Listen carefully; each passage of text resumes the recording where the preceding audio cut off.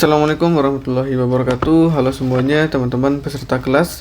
Kali ini kita akan mulai belajar dari paling dasar untuk menggambar digital. Sebelum kita mulai membahas topik yang rumit seperti anatomi, perspektif, dan yang lainnya, kita akan memantapkan dulu yang namanya itu tentang basic.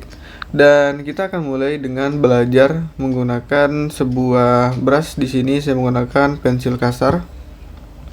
Nah, di sini saya menggunakan pensil kasar dan teksturnya ini seperti yang teman-teman lihat. Nah, seperti pensil ya. Ini cocok untuk latihan di awal. Kemudian kita akan menggunakan stabilisator 0 atau off agar kuas kita itu bisa lebih leluasa dan tidak kaku ketika kita gunakan. Nah, pertama, teman-teman harus belajar untuk membuat yang namanya itu garis. Nah, garis itu dia ada garis ini disebut dengan vertikal.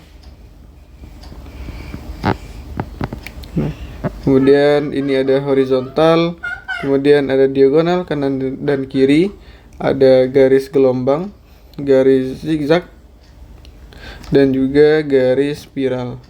Ini adalah minimal atau minimum dari garis yang harus kita ketahui.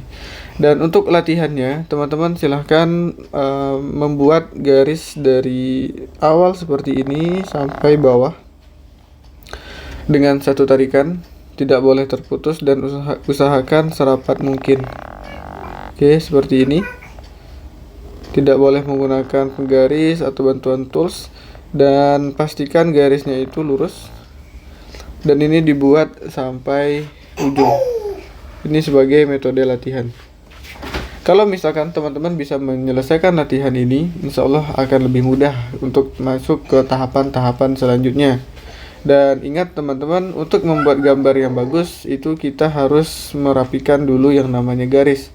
Karena garis yang lurus akan memperbagus gambar kita, sedangkan garis yang masih gemetaran, bengkok-bengkok, ataupun masih belum rapi, itu akan merusak kualitas gambar yang kita buat. Nah, silakan teman-teman ulangi latihan seperti ini dari awal sampai ujung, dan ini untuk tipe vertikal. Begitu juga untuk tipe garis yang horizontal, itu silakan dibuat dari awal sampai ujung seperti ini. Oke, sampai atas itu silakan teman-teman buat. Jadi penuh dia. Kalau misalkan tidak rapi, maka bisa diulang aja. Begitu juga dengan garis yang diagonal. Nah, dibuat seperti ini full sampai ujung. Oke, begitu. Dan teman-teman bisa terapkan untuk garis zigzag, diagonal, bergelombang, dan juga spiral. Nah, ini untuk latihan yang pertama.